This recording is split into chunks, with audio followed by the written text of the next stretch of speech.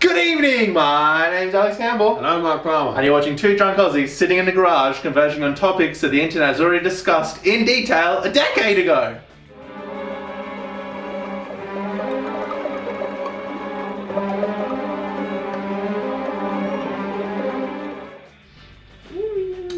Yes, I got a new edition. There is no more pineapple. Oh, you got to when you say you got to put General Mills going, a fine addition to my collection. And now Baby Yoda drinking soup joins Tom Baker wearing sunglasses. Yeah, Baby Yoda's overtaken Darth Vader as his favourite Star Wars character. I mean, He's adorable, but... So Darth Maul was number one? Darth Vader. Oh, okay, I was going to say Darth Maul, that's weird. I imagine Maul's up there. Mm-hmm. Vader, man. Not number one. Yeah. What about Obi? I guess. Oh, well, these days, yeah, he's becoming... He's such a meme now. He's Jesus. He is. Literally, in this movie, he's Jesus. Yeah, this is his most Jesus-ness. Episode 3, his hair is shorter. But he's got the full Jesus hair. He's beyond Jesus at that point. It's evolved past Jesus. Star Wars Episode 2, Attack of the Clones. It took that long to announce this fucking what we're reviewing. You guys been waiting for it. I know it since our Episode 1 review. Some people say this movie isn't good, Mark. What was it? Who fucking said that? Fuck them! What is that from? That metal documentary? Oh, who said that? You know? You know? Fuck them. People don't like it, fuck them. Germany sucks. We rule. We are the fucking best metal band. Now fuck all the rest. We're the best fucking metal actors. People don't recognize it. Fuck them. Fuck vacuum, you know. We're just here to fuck everybody up. We have a violent history. People don't like it. Fuck off. That's my opinion. Who are they? Bunch of fucking cunts. Who the fuck are you talking to? Fuck them, you know. Fuck that. Yeah, I have a comment. Fuck you. This is right, this is wrong, whatever. You know, the thing is, fuck you! You know what I mean? Yeah, no, I tend to agree with them. It's a fundamentally flawed movie. But let's go through a B for B. Right from the beginning, right to the end. So one of the first things that happens is Padme's decoy gets assassinated. I didn't realise this, but apparently Lucas was trying to draw an analogy to World War I. And this is like Franz Ferdinand getting executed that started up all the events that led into World War I. Oh. So Padme's decoy getting assassinated leads into the events of the Clone War. It's pretty heavy-handed and... I mean, how are you supposed to pick up on that? Yeah. I didn't realise that watching the film. This is just shit he said that people have clung to. People are like, oh yeah, let's just take that and make it law. So and then there's a bunch of other political stuff, like just the way that good intentions can be twisted into bad things. Yeah. That happened World War One. It's like not as much about politics as the first movie, but it's still very driven by politics. It's like, and then Episode 3 is barely politics. Yeah, Episode 3 is just battle. Good though. It's better than this. Oh yeah, way better. I'll take battle over romance. It definitely has its moments. It has, but none of the moments are that good. They're just like, oh yeah. No, basically when Obi Wan's on the screen, it's pretty good.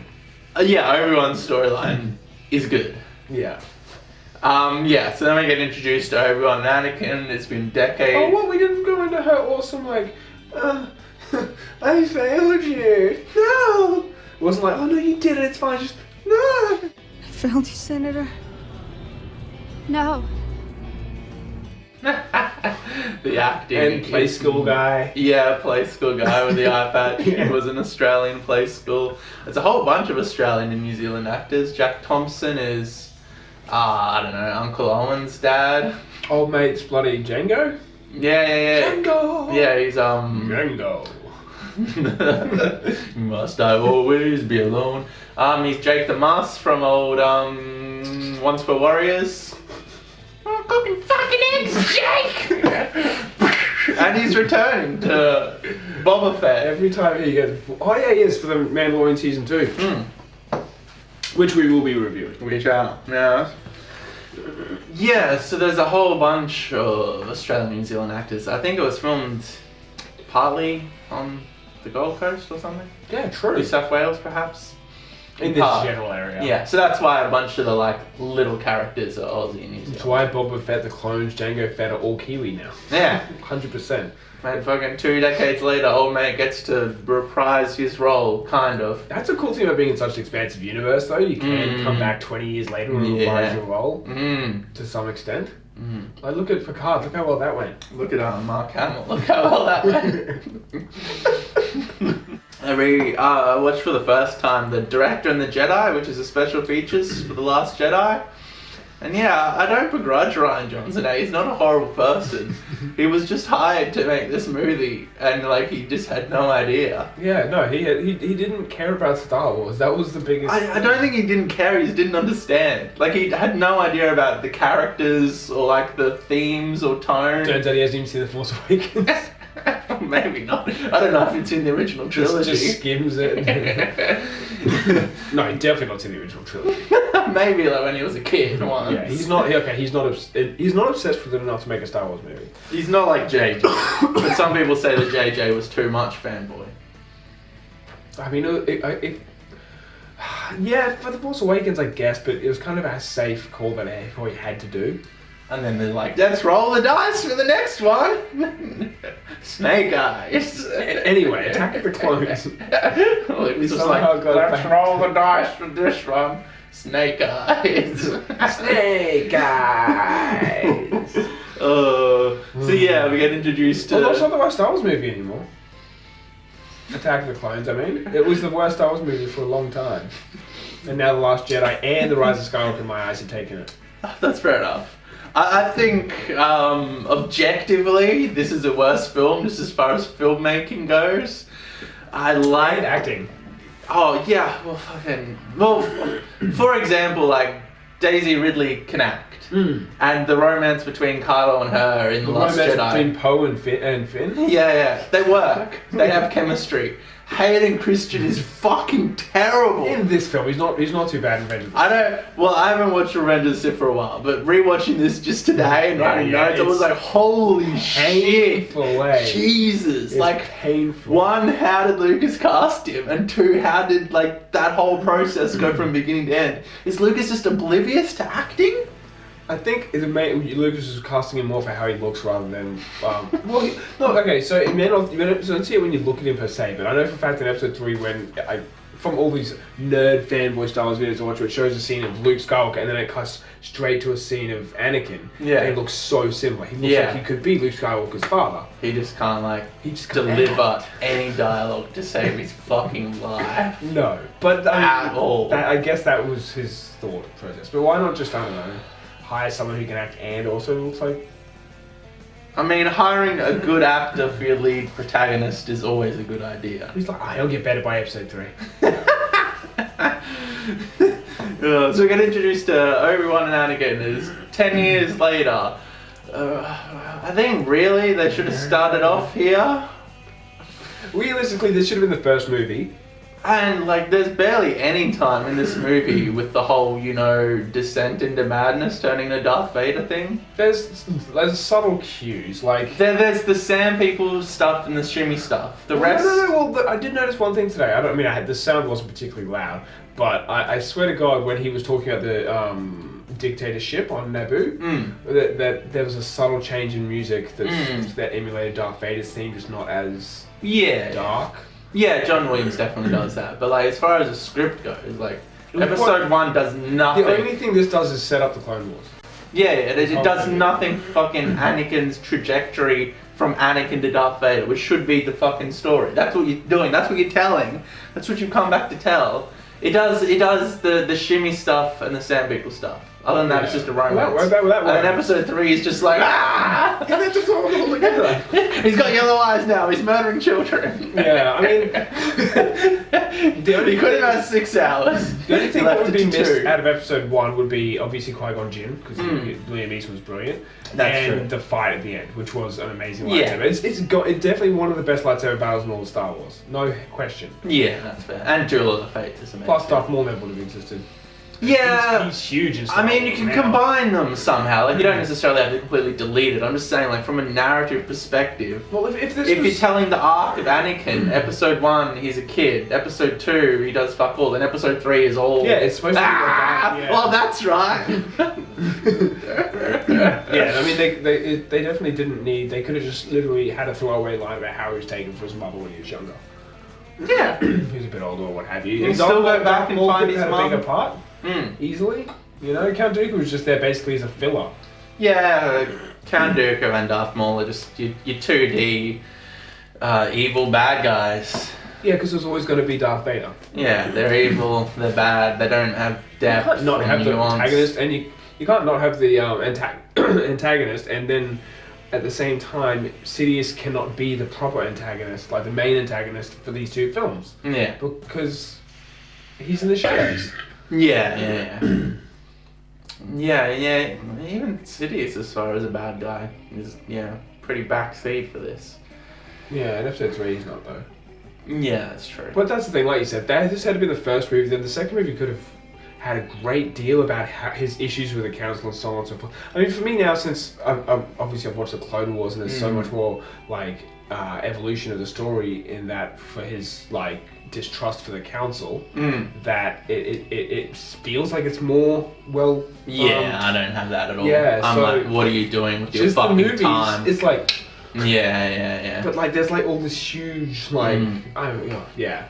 Yeah, I get none of that. Oh, and also another Plinkett thing that fucking Plinkett brought to my attention years ago when Steve showed me.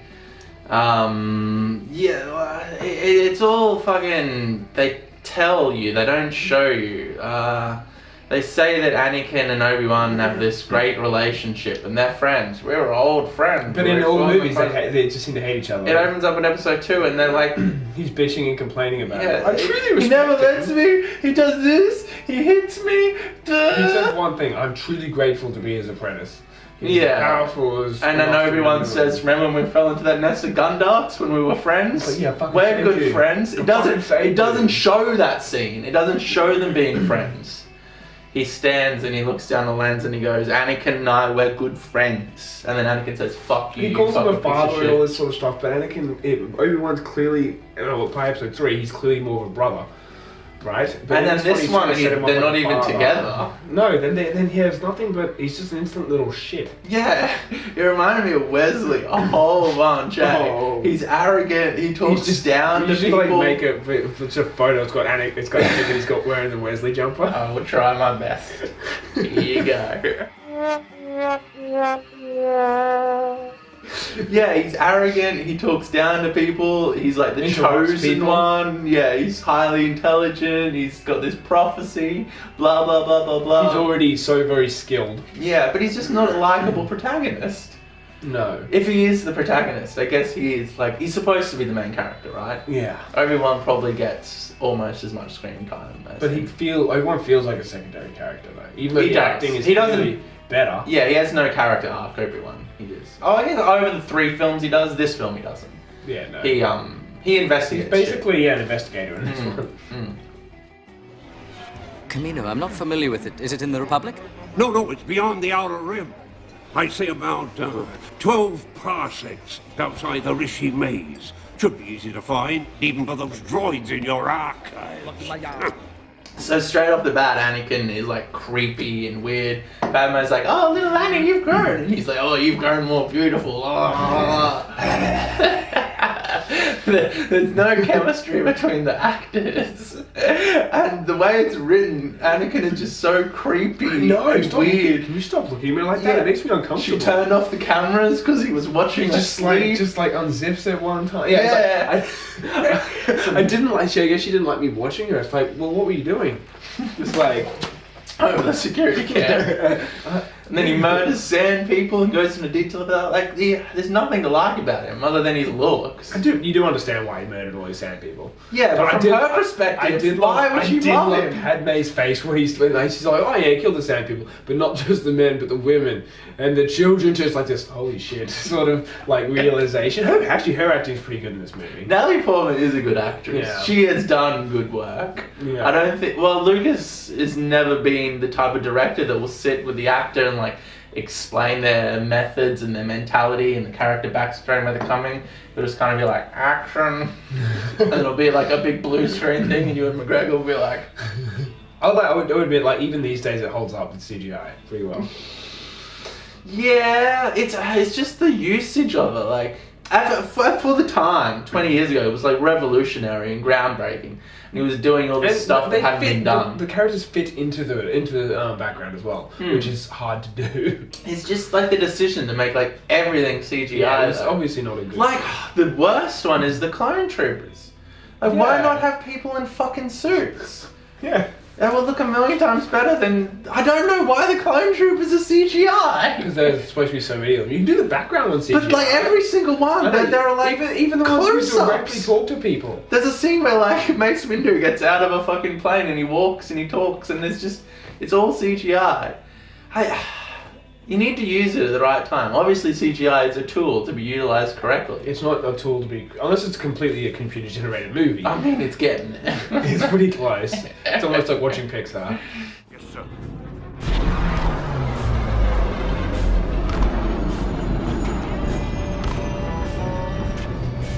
Sir, I have 5 special commando units awaiting your order, sir. Yeah. Yeah, you need sets. You need like... I don't know why I forgot that. He had so many of them in the original trilogy. Anyway, so introduced Anakin. Yeah, Anakin is immediately creepy. Man, I thought Lucas completely wrote the script for this, because my thing's always been like Lucas can really bash out like a good framework for a story. Yeah. Like he's good at the basic beats or something, but then when it comes to the details, like dialogue, you should get someone else to write the script. But this was written by him and someone else. I looked up this guy and he like worked on the young Indiana Jones movies and he worked on like The Mummy. He's like 90. So he helped him with this. Where was I going with this? Nah, that he's not very good at writing dialogue.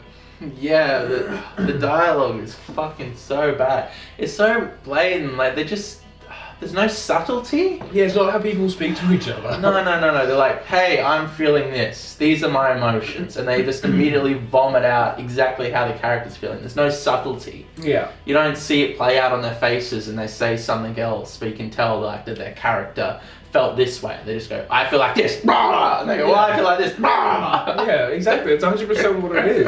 Every scene that anyone's in, at least with Anakin. Yeah. Every other scene's not really. It's just mostly about Anakin. Poor Hayden Christensen, legit. His whole performance has let this whole movie down. Oh, fuck. He's not the main character and he's terrible. It was his first acting job, though.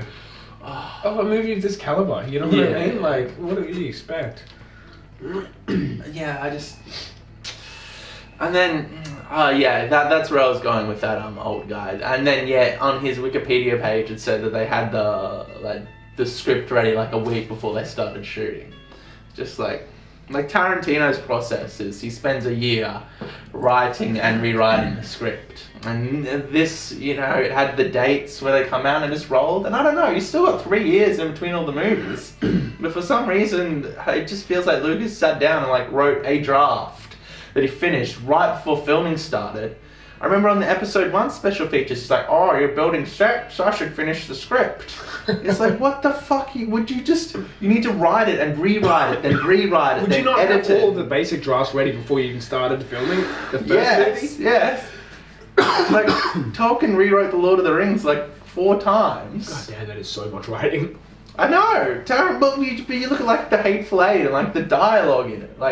That's from writing and going back and rewriting. Yeah, draft after draft after draft. But this is the script was ready a week before filming, and you can tell the dialogue is terrible. 100%. And the dialogue is pretty much the most important thing in a movie. Yeah. Like a movie with good dialogue is just.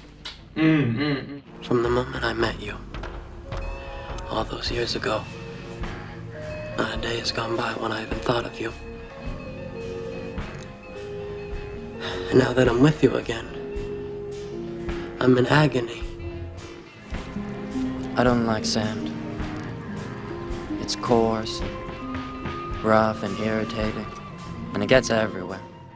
And then, just even a lot of the story beats, as soon as you start thinking about them, you're like, what the fuck is happening? Jango Fett hires Zam Wessel. Like, he is the assassin that's been hired. Yeah, why should an assassin hire another assassin? And there's all these scenes with fucking Natalie Portman just like casually sitting at fucking big open bay windows, and like people are trying to... In the middle of a field. Yeah, in the middle of the field. Oh, that rolling one around. scene in that field where Anakin like pretends to be all fucked up after he runs over, he starts laughing as he's holding it. Yeah. I just always get this fucked up vibe where he starts squeezing her. It's like, like, you know, he just got that sort of maniacal laugh. Yeah. It's like, But then they just dude. roll around. It's like... Yeah, it's like that scene in Scary Movie 4 where he's got Oprah, it's like his arms twist Yeah. Yeah. But yeah, so it's like the stakes are set high. Padme almost gets assassinated in the but first she's scene. clearly an idiot who thinks it's not a serious thing, even though one of her best But friends everyone's just got an idiot. fucked up. Like, the Jedi Council are fucking idiots. Anakin's an idiot. Obi-Wan's an idiot. Like, it's like they the script tells them when she's going to get assassinated, like, the attempt's going to happen. Because at the beginning, it's like high stakes. And then in the middle, in the daytime, they're all standing by big bay windows and they're like, it doesn't matter. And then at night time, the first night the Jedis are there, it's like, well, we set up R2 now because we know she's going to get assassinated now because we read the fucking script. She even says, oh, maybe it'll happen because you're with me. And then it does! And Zam Wessel doesn't just fucking shoot her. It's like Jango doesn't just shoot her. Travel as refugees, she's wearing all this like Egyptian fucking gold on And then her they go head, back to and they're Naboo. riding chariots and shit on And Tatooine. Yeah. Like, stay in fucking The hunts Coruscant. of gangsters, we can't have her here. You gotta have, like, people guard her. You're in the most secure place you can. Like, be in a big official government building. But no, they go back to Naboo. Temple. They go back to Naboo because it looks fucking romantic so they can fall in love. That's Well, why they go back it to looks really Naboo. good, all those waterfalls in the background. But that's not good enough to make it a good fucking movie. But then why would the Jedi Council send them back to fall in Why love? would they just send Anakin? They clearly know that he's wrestling his emotions. Obi Wan literally says he's not ready, and then Play School guy literally says, "Oh, I'm more worried about her making a move than him." It's like red flag, red flag, red flag, red flag, red flag. I do hope he doesn't try anything foolish. I'd be more concerned about her doing something than him. This guy has a dark fucking past, and we know we probably shouldn't be training him, and he's like the chosen one, this big fucking prophecy, and he's clearly blatantly in love with Padme and keeps on blatantly verbalizing it. We'll send him back alone to guard Padme on the most romantic planet ever. I can honestly see him telling that sort of shit to Obi Wan and Obi Wan not telling the council. This is right at the end, but right at the end, she runs in and kisses Anakin in front of Obi-Wan and fucking Yoda. Does she really? She does!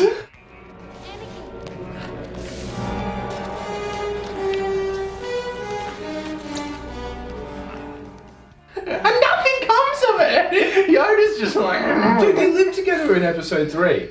They sleep in the same bed, and it's like, oh, Obi-Wan's been here. Oh, Anakin's just in the back room sleeping. We're just friends, though. You know what I mean? Oh, I'm pregnant or something. Who's the father? Oh, some junkie. They don't care, or they're too dumb, or something. Well, I think it comes down to like, okay, yes, this is against Jedi code, but at the same time, are we gonna be the police, or are we just gonna? No, it's so fucking stupid.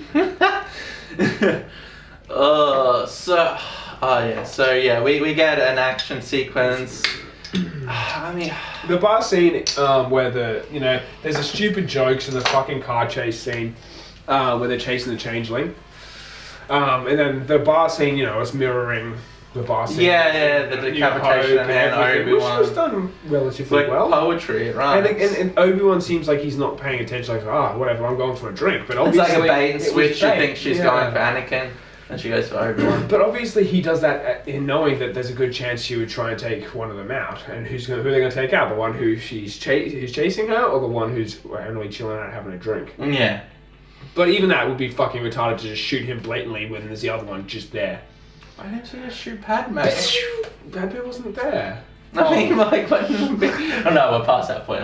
We shouldn't go back. No, that's what these things were about. I mean, she should have gotten out a probe to get fucking poison centipedes to kill Obi-Wan. Why was standing at the bar? Yeah. Why couldn't? That's how you kill people. Poisonous fucking lizard thingy. Not lizards. They're fucking centipedes. Centipedes. Yeah. Like, come on. How do the fucking centipedes know to stop when R2's looking for them?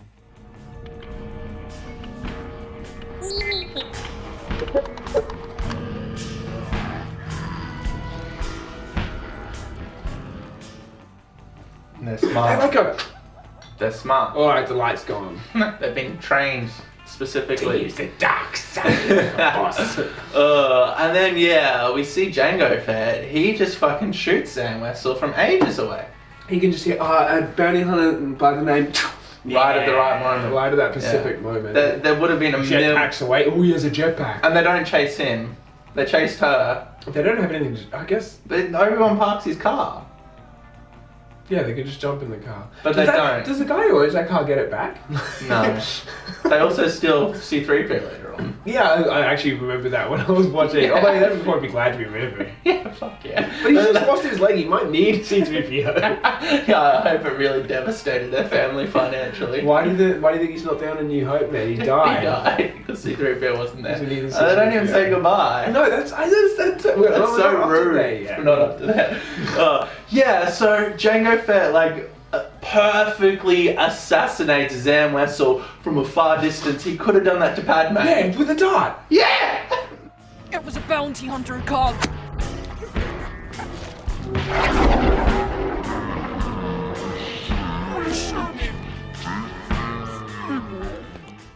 Who the fuck did die?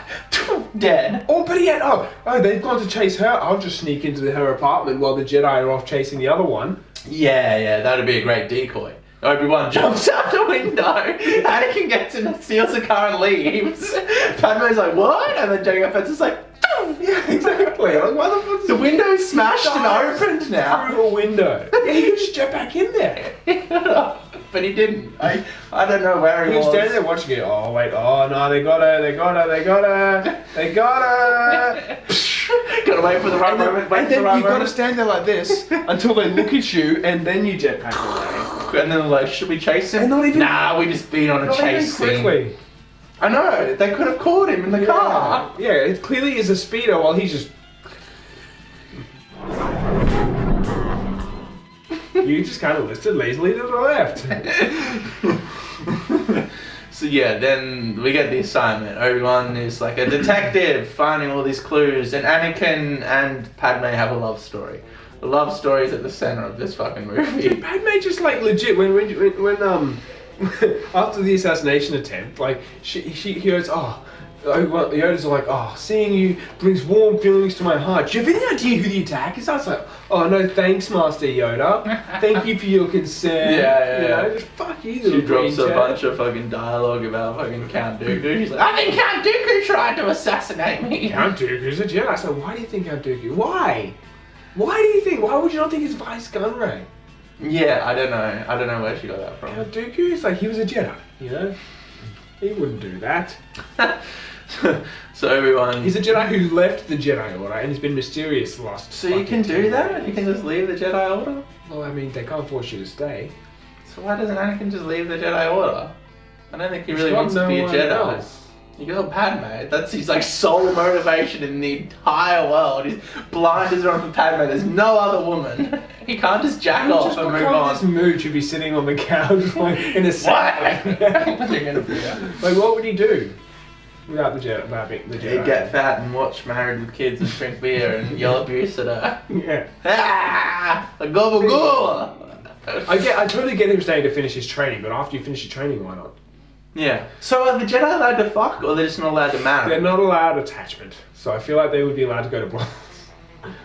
Come on, sorry, you don't want them too built up on stress. I mean, no. Celibacy breeds the Catholic Church and the biggest pedophilia conspiracy of all time. We need to fucking ejaculate. Yeah. It's not healthy. It's not suppress one of our main urges. Exactly.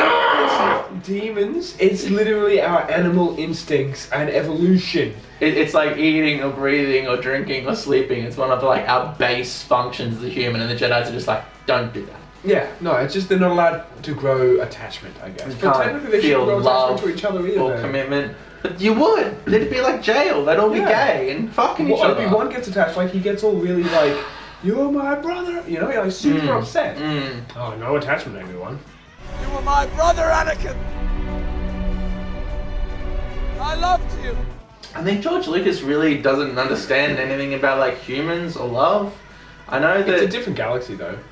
I know, but just the way he writes dialogue and like love and like the relationship between these two people. I know he has 3 kids that he adopted. And it's just like, you're a billionaire, like you couldn't find a gold digger to like marry you. You had to That's not love anyway, adopt kids. I know, but like he just seems completely incapable of understanding like the human emotion. He could be asexual. I'm kind of getting that feeling. Yeah, it's completely possible. Because he's like, no, the Jedi's don't have love. They can't have love. And then he tries to write a love story. It's terrible. And then in his real life, he has to adopt kids. Yeah, although he could also be sterile. Maybe. It's a possibility. Anyway, that's. But I don't think he has a wife now. I think maybe he had a wife in like the 80s. The shit left him. I don't know. Well, he clearly just can't write love stories, but like, it's a good enough motivator to the dark side, I suppose. But like, why did you have to romance it up so much? He was. I know what he was going for. Yeah, it's like one of his main influences was like Dr. Zhivago, which is this old-timey movie set during World War One. We got this romance that happens. So it's like a Romeo Juliet thing, you know, the 2 star-crossed lovers in the middle of this backdrop of war. The concept could work. It's just the execution. Well, the execution of the whole fucking movie was bad. You know, like if he had have thought about it and done it properly, he could have executed. This whole like story the prequel could have been a better story than the sequel. Like not the sequel, sorry, dude, the originals. They, you know, because it would be the sequel if you know. Yeah. The originals, like, you know what I mean? The story to how he became that way, but he just fucked it up. Some of my most favourite films of all time are the Descent into Madness. The protagonist just twists, and instead of the beautiful character arc, beginning and middle and end, they just drive into this madness. Like Taxi Driver with Robert De Niro. Oh, such a good film. There Will Be Blood. Fucking, what's his name? Joker. The Joker, yeah, Lighthouse. I love that storyline. There's not a happy ending. They're a good person, but they just, They're driven to madness. That good person is gone. Yeah, Which is what happened to Anakin. Yeah, but except it's not madness. It's darkness. Like it should have been the centerpiece. So it should have been like a character drama about this good guy, the tragedy of this good guy turning into this child killer. It's supposed to be a tragedy.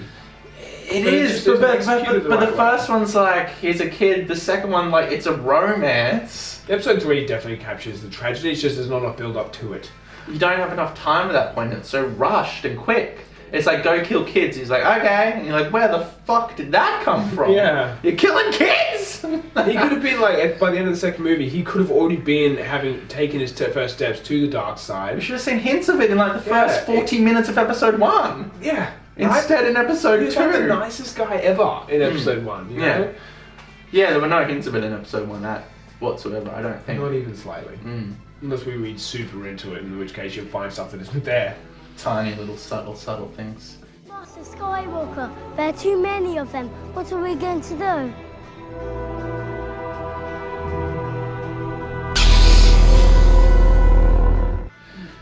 Where were we up to? So Obi-Wan's on his mission. It's like this detective thing. He goes and talks to Dax. A 50s diner. With a mustache. Then he goes to Camino. I mean, the Jango Fett fight scene is good. And majority of the scenes with Jango Fett are good. In fact, all of them with Jango Fett are good. Yeah, I like the actor. And I look forward to seeing him in The Mandalorian Season 2. Yeah, same. But what's with the Tyrannus stuff? I know that was explained as something else, but if you just take this film by its own, like some guy named Tyrannus 10 years earlier. Dude, who the fuck is Cypher Diaz? Yeah, that's what I meant to say. Cypher Diaz. Tyrannus is fucking Dooku. Yeah, that's his Sith name.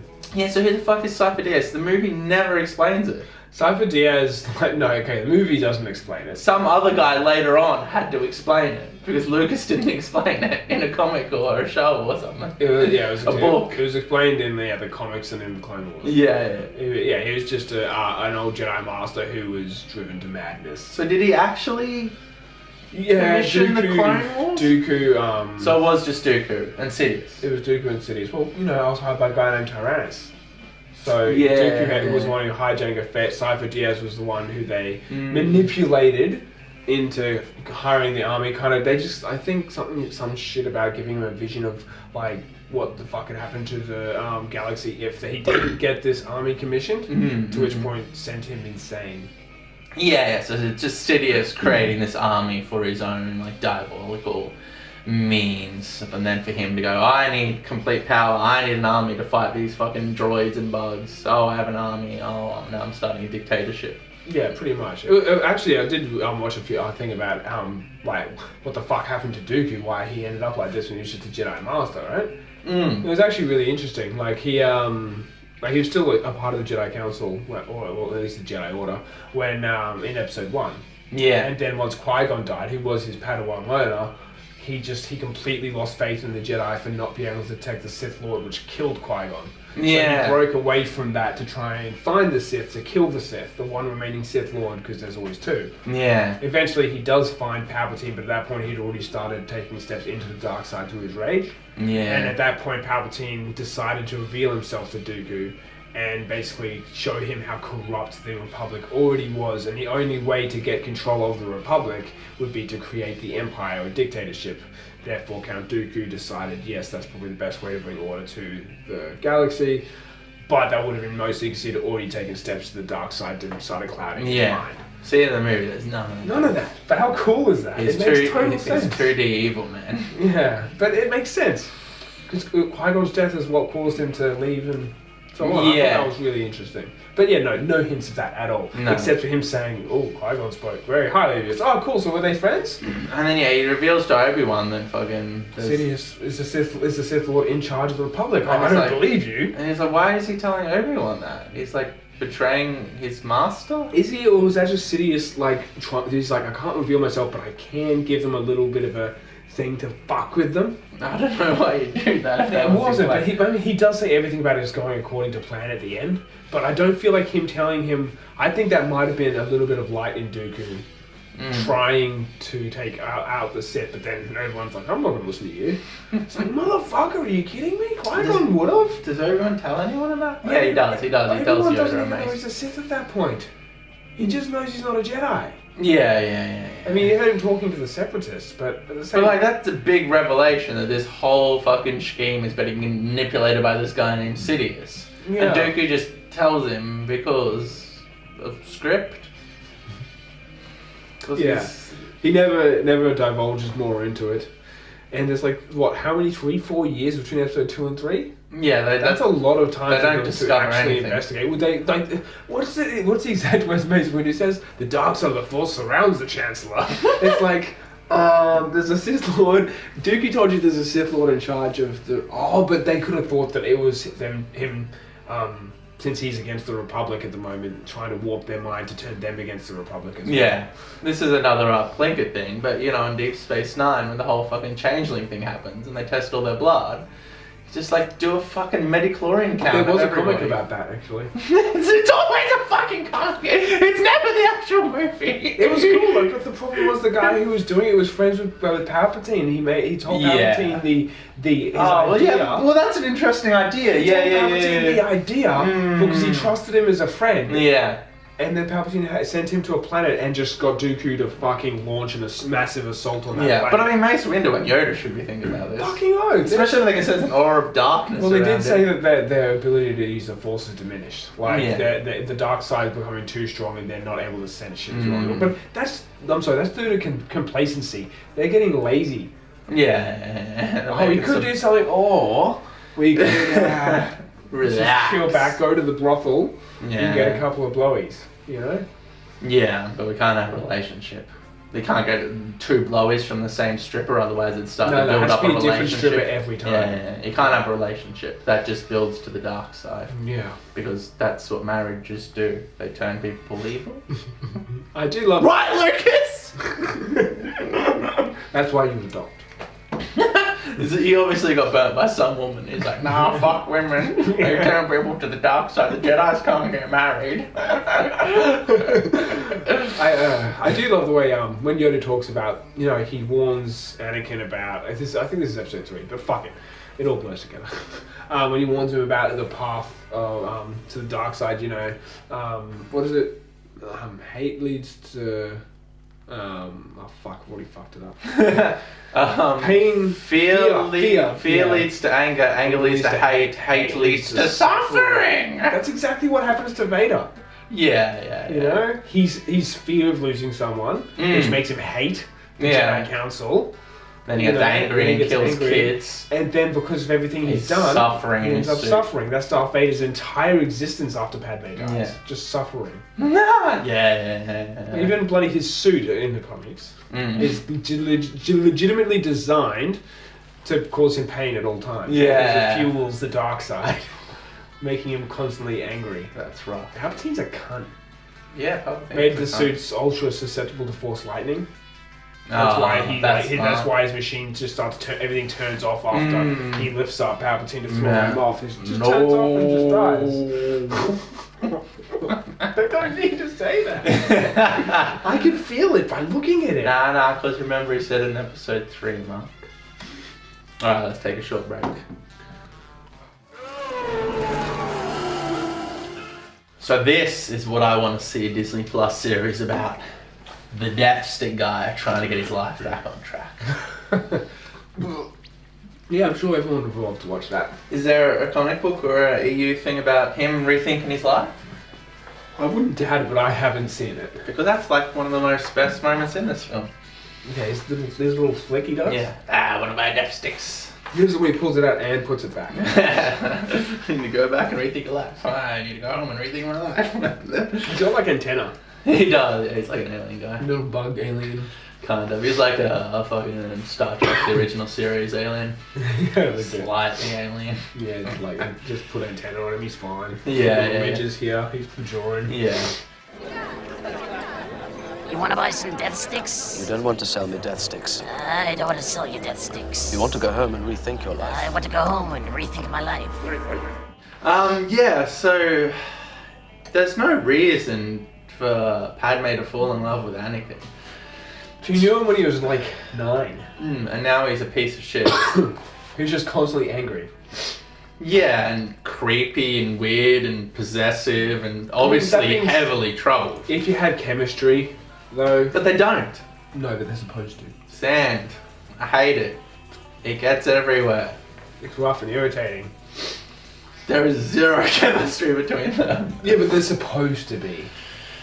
And then, like, I guess, well then, yeah, if there is if there is supposed to be chemistry, that's why she's leading him on with all the skimpy outfits. She's like, no, we can't. God. I'm a senator. You're a Jedi. It just gets worse when she's got like that her full back showing. And then later on, she's got like a scar, leather black, then like shoulders and shit completely exposed. Her tits are like. Yeah. She's like, no, we can't. I'm a senator. I was like, what the fuck are you doing? And as soon as he gets with her, she just stops wearing that sort of shit. Yeah, then she just becomes a mom. Well, she never becomes a mom. Depressing, eh? Briefly. Luke, Leia. Oh. So yeah, the love story. This fucking thing, it sets up everything. We get like characters just talking to us, telling us exposition about what's happening. It's like watching an episode of Picard, right? Yeah, this is the story, this is what's happening, this is the characters, this is how I'm feeling. And then the story just stalls in the middle. I mean, Obi Wan's doing stuff, but the pace just drops off with Anakin and Padme. Every scene is you just like, fucking, can we hurry up? Like, this is terrible. So like the whole middle of the movie is nothing. It's fucking shit. Yeah, that scene where they're on the village shit and tattoo. I mean, the tattooing's all the shmee part, but the parts of Obi Wan are good, and the Geonosis part at the end's pretty good. Yeah, but the middle is just... It's just... endless romance, and then Obi Wan... romance, I don't have a problem with romance, it's endless shit romance. Yeah, if it's written well, then I can, like, become engaged and enthralled with it. Like Rey and Kylo, like... I buy that. Yeah, that's interesting. Yeah. That was one of the good things about the sequel trilogy. That was one of the only good things about the sequel trilogy. I enjoyed watching that play out. With this, I'm like... And you already know, like, have even though I kids. didn't like The Rise of Skywalker very much, I enjoyed the ending scene with them. It was nice. Like when Kylo smiled for the first time in the entire trilogy. Yeah. It just got me. I rewatched that film for the 3rd time the other day, or the 4th time, I think. And yeah, it just you can kind of enjoy it. You just got to like switch your brain off. Yeah. Get not sitting there going like, wait. No, I'm like, no. Yeah, but that doesn't. No. But this doesn't. No. It's like every 5 seconds your brain's like, wait. You're like, no. All of it comes down to it wasn't. It can't help it. What could they do? I mean, I think that was rushed as well. Remember JJ saying he had like, fucking like 2 years from do you want the job to the film being released, and that's not enough time for a movie like that. So like they probably like did like 3 or 4 drafts of the script, and then they had to start fucking filming. Yeah, how long does like do the prequels, right? Yeah, But that movie was still put together better than this one. So yeah, I don't have a lot to say about the whole middle section of the film. Obi-Wan's doing his stuff, it's fine. But I've already like discussed like Hayden Christensen's acting, the dialogue, the way the romance is structured, the zero chemistry between the actors, the fact that there's no motivating narrative function for them to fall in love is just because the script is just, it's agonizingly bad. Why did it have to be they hadn't seen each other for 10 years? Why couldn't it have been this romance had been building over this entire period? Yeah, instead it's all crammed into an hour. Yeah. But anyway, after that middle part though, we get some action. There was this cool part like when obviously Slave 1's driving and dropping the fucking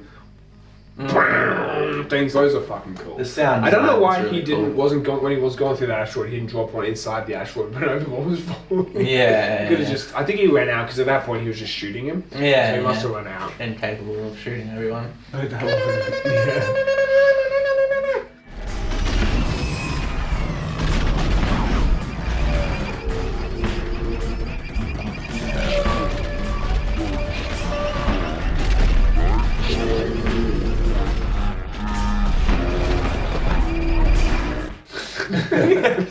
That's an effective gun. Oh, it wasn't though. No, but if it wasn't plot armor, that would have been a very effective gun. Oh, there's no like tension around that asteroid field either. And Empire's like, we're going into an asteroid field, holy shit, an asteroid field! C3 is like, the chances of successfully navigating an asteroid field are 10,000 to 1. And then it's like, although in reality, navigating an asteroid field would be so fucking easy. That'd be like fucking hundreds of miles apart. They're not all clustered together. So you can just fly straight through it. Yeah, space is nothing. Oh no, there's one there! We gotta avert fucking 22 degrees in 4 days to miss this asteroid. But yeah, no, 100%. There's just like, whatever, we're experienced flyers, I guess. Yeah, Padme's like, Obi-Wan's in trouble. I barely know. I'm gonna go rescue Obi-Wan. He's an acquaintance from 10 years ago. All Obi-Wan was like, they met. They basically, I imagine they've seen each other a few times since then. By the way, they were introduced. But like, in the Phantom Menace, Obi-Wan's just like, oh, what if we picked up another pathetic life? Yeah, I don't remember them even talking to each other. No, I don't think they did. I think Anakin mentions it's been 10 years since my heart has been blah blah blah, terrible cliche. Obi-Wan's like, dude, I fucked her. That's why I turned to the dark side. Well, he starts getting that in his head in episode 3, eh? Yeah. Yeah, that makes sense. Yeah, so Padme's just like, I know I'm in the middle of all these assassins trying to murder me, but let's just go to fucking Geonosis to save this guy I barely know. Anakin's like, okay. Then they go. Anakin wanted to go. I think he did want to go. I guess you're trying to be nice to that Anakin. Yeah, so the Sand People stuff is actually like a story beat, moving Anakin forward on his arc to Darth Vader. It's the one moment within this film where it's like, okay, the character is progressing. The only moment where any character actually has any sense of an arc. I guess Padme is like, no, fuck you, but then she's like, we're in love. But like, other than that, there are no character arcs. Anakin has a dark moment. They cut too early though. They should have just shown him like slaughtering these people. Like, if he's going dark, let's go dark. Let's like show the whole thing. Yeah, let's watch him like the children being like running and then him just fucking like. That's what your story is. Your story is the descent into madness. Yeah. So show that. Don't show a fucking love story. Yeah, right.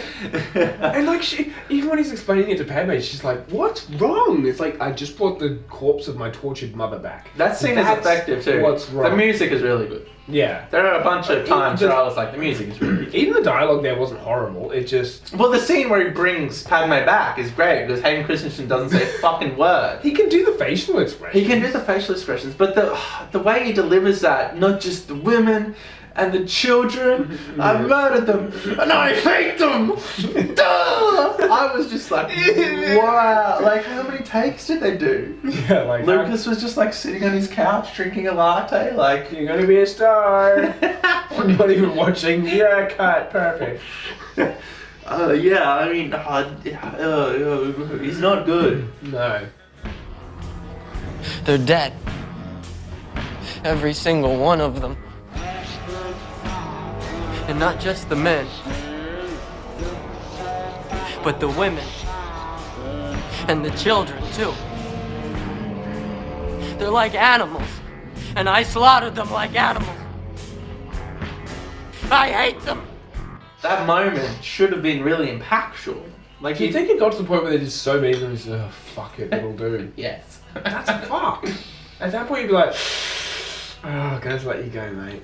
I watched the scene the other night where AJ tries to kill Junior after Junior shot Tony, and Tony goes to the fucking police Sopranos, station. by the way. Yeah, and picks him up and like fucking throws him against the car, and he's like, holy shit, this is insane. And I watched an interview with a kid who plays him too, talking about James Gandolfini like throwing him the fuck around and him being like all bruised and red and hurt after scenes with him. James would be like, alright, can we go harder? Can we go harder? Yeah. He always knew that like Gandolfini just wanted to fucking go for it fucking hard. And yeah, you think about this scene, it should have been so like emotionally intense and crazy, but the acting, even the dialogue in that moment is like serviceable, but the acting just made me laugh. It ruined it, yeah. It's all Obi Wan's fault. He's jealous. He's holding me back. It boggled my mind how bad it was. Yeah. Anyway, so they get to Geonosis. The gladiator scene is good. I like the gladiator. The gladiator scene, but the stupid fucking scene where they're in the factory and Anakin and that are like all caught up and doing these. That wasn't even in the script. Lucas just like started randomly filming shit and they just put it together on the computer later on. It's so fucking stupid. It just feels like a Looney Tunes episode. No, what's the Benny Hill's theme? Yeah.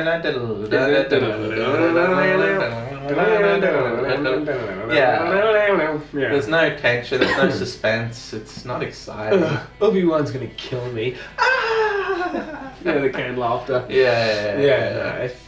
And like the gladiator scene, it's different. It stands apart from a lot of the other action scenes in Star Wars because there's no lightsabers. Yeah, no Obi Wan, lasers. and he's trying to take on that Acklay with and the like, fucking spear. He's challenged. A lot of the time, they're just like dominating. Once he gets his lightsaber, it shows how much he can dominate that. Yeah, then he does. Well, that's a nice like juxtaposition. Yeah. You see him like challenging it beforehand and they kind of match, so once he gets his lightsaber, it's like game over, man.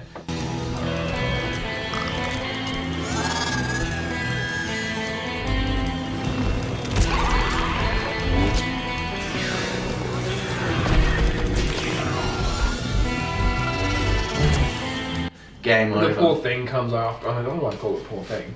It's a monster. It's a fucking vicious beast. But like, he comes after him like, oh, here he goes to find his gun before. Why do my cool? Do my fine. And did you see him deflecting the blast at that point? Like, all like spinning his lightsaber and shit. Mace Windu kills Jango Fett. That's a moment. Oh my god, that's a brutal moment. That was always a good. I remember when I was a kid, I was like, holy fuck! I was like, what? This is insane. But then I rewatched it, I'm like, it's really convenient that he didn't at all damage the helmet. I know, just perfect slice. Just so Bubba could pick it up. But like, Chris, you brought up especially, it's like, why the fuck does he go straight for the neck? Like, he could have just disarmed him. Like, Jedi aren't supposed to kill, like, but he's just legitimate, like, I guess he completely fucked the whole clone genome at that point. They had no backup DNA to go to. Like, over time it deteriorates, and that's why the clones die out. Yeah, true. Just copy over copy over copy over copy.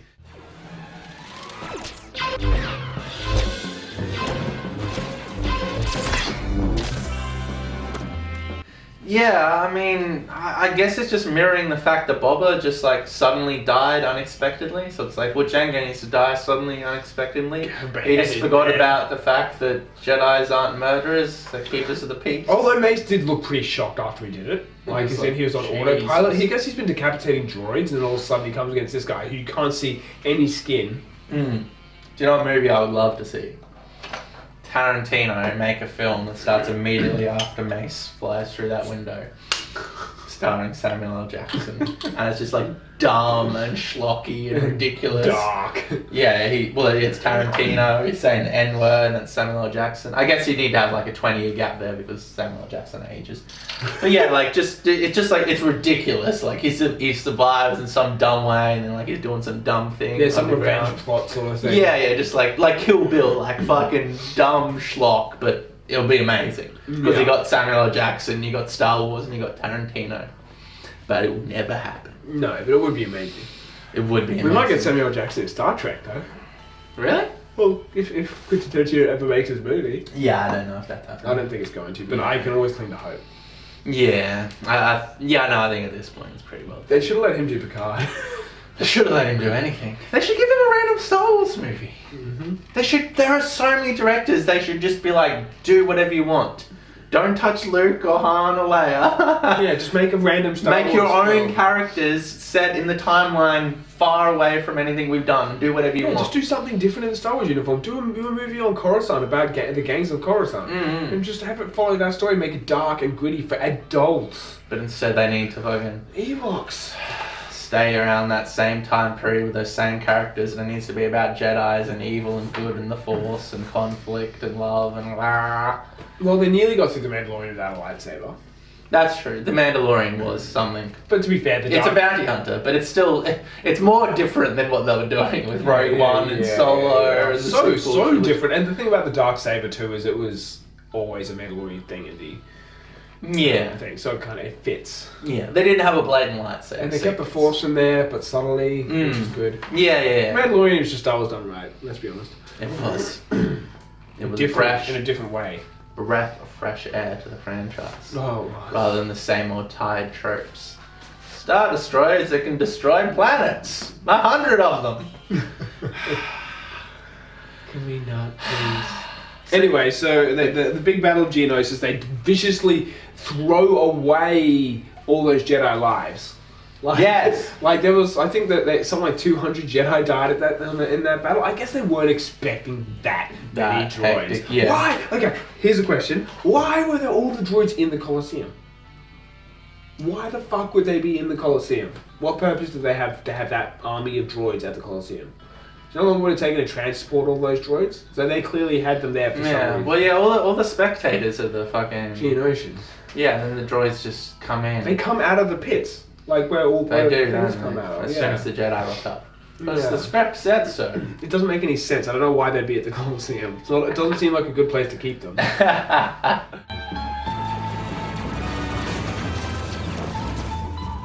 So Mark, you were constantly punishing me with terrible puns. So I presume that your favourite moments in the film were C-3PO's two amazingly terrible puns. No, okay, that's too far. Too far. I like Obi Wan's puns. Yeah. The C-3PO is pretty great. C-3PO. Oh, this is a drag! I mean, and he's getting dragged? Now where are you taking me? This is such a drag. I'm quite beside myself. And he says, oh, I'm beside myself. And he's beside himself. Oh, what about all the shenanigans of him in the droid factory with the falling and the... This is so uncivilized. Look, I can appreciate a good pun. They weld his head to the thing. He's got a droid. Kid Fisto, pushes him. Force pushes him. Why didn't they send Kid Fisto to fucking look after Padme? Why didn't they send Kid Fisto to take on Dooku? Yeah. Why didn't they send, Wait, who knew? Everyone knew about Dooku because Yoda rocks up later. They should have sent like 6 Jedi to arrest That being him. said, yeah, I guess Yoda didn't take him down, did he? So that's they legit sent them like master of the entire Jedi Order. So I guess that. But send like Mace and Kit Fisto and Plo Koon as well. Look how well that went against Sidious, right? What happened to Yangula Puff? He's just not in this. That's his name. Long He neck. didn't come with a massive neck. I'm guessing he got decapitated. I'm guessing he just died in a random decapitation he survived accident. to masterhood. A taxi cab just like flew past. He and, probably knocked just his head turned his neck the wrong way, his head the wrong way, and just snapped. It's like you look at a giraffe, they got like fucking thick necks. His neck was like a broom. Yeah, it's like not even, I don't even know if it's as thick as a broom. It was like but behind the light, you couldn't even see the neck in the middle. Imagine hitting his neck with a baseball bat. And then like, unless it was some alien thing where like his neck bone is as hard as titanium or some bullshit. They need to because it's stupid. Yeah, when he's fighting, just like. You know, like, it wouldn't be any fucking. So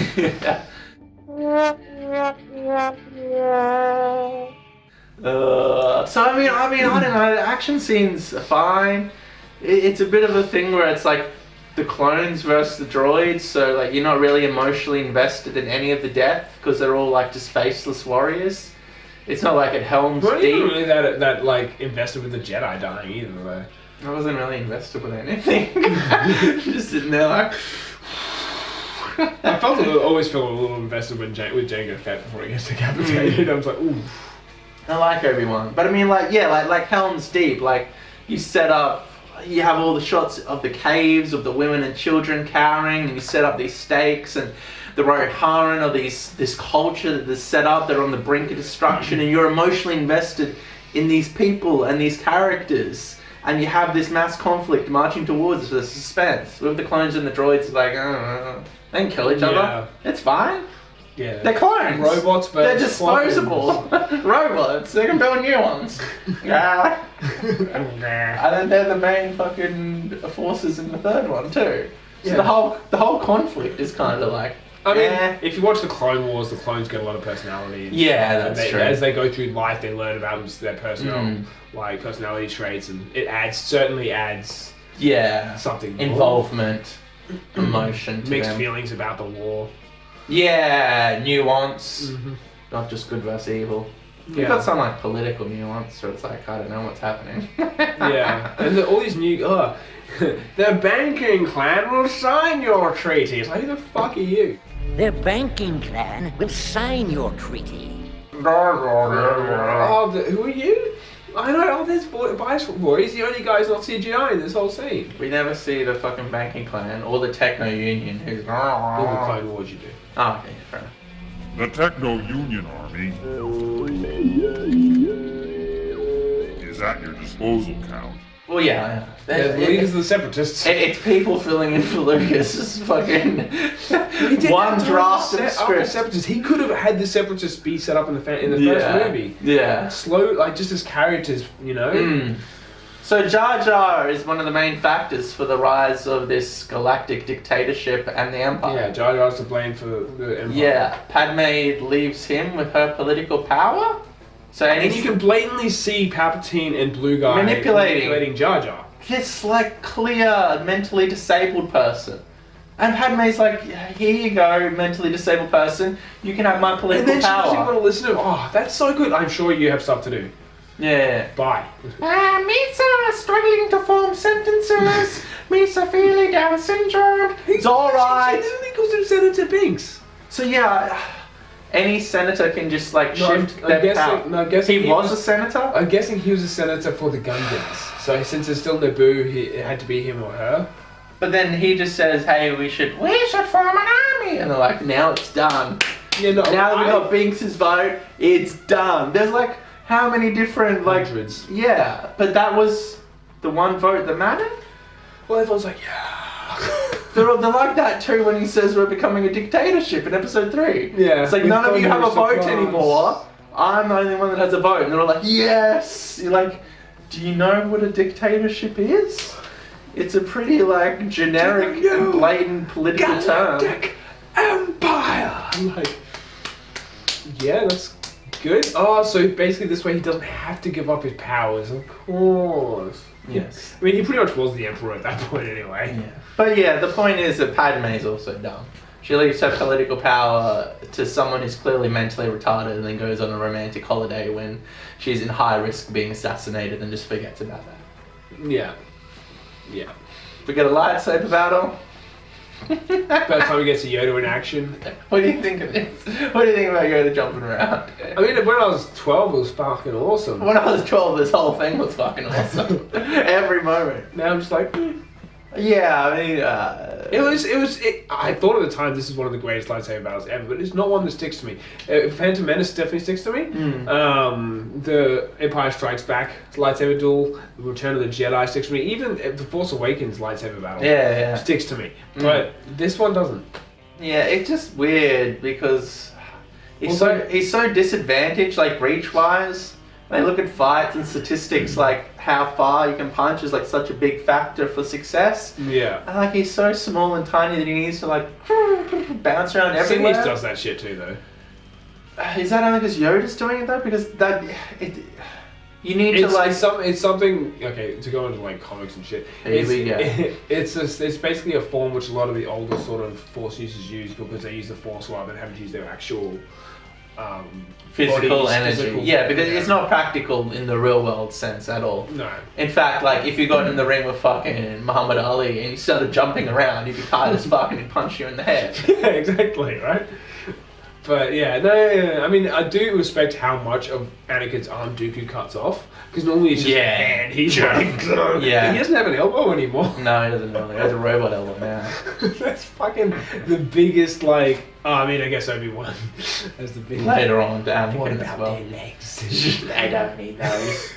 Look like meat's back on the menu, boys. Did we praise Christopher Lee at all? Because I fucking love Christopher Lee. He is amazing. His acting was perfectly good. I mean, you put Christopher Lee on camera, I'm just like... Pretty much. Even if it's just him sitting there watching the game or something. Yeah, everything Christopher Lee does is amazing. Man with a Golden Gun, where he's like a Bond villain, and just like... Those old campy Dracula movies. You're just like... Everything, man. Saruman? I mean, yeah. You hear him on the special features talking about Tolkien, and you're just like, wow. Christopher Lee, we love you. We do. Rest in peace, buddy. It's a great pity that our paths have never crossed before, Obi Wan. Qui-Gon always spoke very highly of you. Yeah, that's the end of the movie, really. Yeah, I mean, Dooku and Sidious talk for a bit, but there's nothing apart from just like dark side. It's just reaffirming what's just happened, really. Oh yeah, okay, he's definitely a Sith. Look, he's talking to the guy in the hood. Yeah, no, they're definitely Anakin's evil. got, they get married, I guess? They get married? They're at that stage already? She really fell for him, eh? Because she was, like, disgusted by him for so long. She was just pretending. She was just pretending to be disgusted by him. Yeah, I guess girls do fall in love with, that, like... Bad boy. Yeah. Like, oh, he slaughtered women and children. Marry me. Nothing happens to Obi-Wan, and the Clone Wars begin. I mean, I imagine at that point, not long after he becomes a master, right? Is he not a master here? No, just a knight. He's Anakin's master. Yeah. I think to become a master, you have to train at least one Jedi to knighthood. Okay, yeah, true. At least, I think sometimes it has to be a few. It would be nice to see an arc with Obi-Wan. Him go through a transformation, his character change. Yeah, it would be. It'd be cool. But he does like detective. I think a big part of becoming a fine. master was his mastery of the lightsaber form he uses. He's like the best person who uses it. We are going to get more Ewan McGregor as Obi-Wan though, hopefully. Yeah, he says he reckons it's better than the prequels. I mean, I fucking hope so. I mean, episode 3 is pretty good. We get there. I'm not able to comment on it at this stage. Yeah, I watched it pretty recently, so... Yeah, I don't know when the last time I watched it was, actually. Probably the last time we watched it. It was a while ago. Years ago. But I mean, I fucking watched it 40 times. Yeah, I know, right? I've seen it so much. But as a kid, not as a jaded, cynical arsehole. One time we could legitimately just like record us just literally saying what happens at each point in that movie, and it would be just Yeah. 100%. Yeah, so basically, in conclusion, this film is fundamentally flawed because at the centerpiece we have this love story which doesn't work because of the dialogue, because of the acting, because of zero character motivations in the script, because of no chemistry between the actual actors. It could have been so good too. I mean, there are a lot of things that could have been so good. I mean, it doesn't offend me or make me angry. No, not like The Last Jedi. Yeah, it's just not good filmmaking. It's not good writing. No. And then you look at the special features, which I watched today, and it's just all the CGI, and it's Lucas like sitting down and going over like the subtle nuances of Yoda's face and that, and it's like, but fucking, how much time did you spend writing the script? How much time did you spend directing? The actors. Directing. I mean, he did his Lucas directing. Yeah. Sitting on his couch, drinking his latte, watching the monitors. Action, they're just on a big blue thing, like, I don't know what's happening. It's so hard to direct though, just them and two people in front of the blue screen. Like, really. What are we seeing here? I don't know, we're putting that in later. You react, and then we'll cut in what you're reacting later on in a year. But yeah, Ewan McGregor was like, this was fucking horrible. It'd suck. It wouldn't be fun. So yeah, the idea of the romance, like an old school, like 30s romance, War and Peace, Dr. Zhivago, Romeo and Juliet thing in sci-fi, it's interesting. Maybe that concept could work, but it's just executed horribly. Lucas can't write a script. He should have gotten, like Empire Strikes Back, him and Lawrence Kasdan wrote the script. Like, he should have got someone to write the script and direct it. Here at this point, he was so surrounded by yes men. It didn't matter. He was just like, probably thought his shit's gold. Well, everyone, yeah. You watch the special features and like you're just saying the most like ridiculous thing, like yes sir, yes sir, yes sir, yes sir, because they're employees of him. Oh, I really fucked this up, didn't I? Yes sir. Yeah, they're not a bunch of artists struggling and competing. Like because Pink he's Floyd. paying for people to do exactly what he wants. There is employees. Your boss says something, you're like, okay. I'll do whatever you want. Yeah, pretty much. I don't necessarily agree with it. Yeah. You pay me to do these things. Yeah, what do you think? If I answer correctly, do I still have a job, or should I just like say what you want? You're fat, you're dumb, you're lazy. You're old, and you hired a dickhead to play Anakin Skywalker. He can't act. Yeah, you hired a Turk, because he's not an actor. I completely lost all faith in you as a human being when you were incapable of observing how bad an actor he was. Did he not audition? It's just no, the audition has got to be him in the scene where he's carrying Shmi's body, and that's why he got the role. No get him to say a single line. Just get him to carry her body. Yeah, so I mean, it's not a... I don't know. I mean, it's Star Wars Episode 2. I'm glad it exists. I'm glad that it's here. I mean, it's a cultural phenomenon. Yeah, look, as far as I'm concerned, even how much I love the original 6 movies, this was never one I enjoyed that much. Like, when I was a kid, I did, but as a whole, it was always just like a... Yeah. And it's so early in the fucking series, too. Like, Episode 1, you're like, oh yeah, I got through some of this shit, awesome, cool, oh fuck. And then Revenge of the Sith is good. You know, it's just... When Empire Strikes Back was a bit like the best of the second trilogy, you think the second movie, this would be great. But there's one good one, 2 terrible middle movies. Yeah.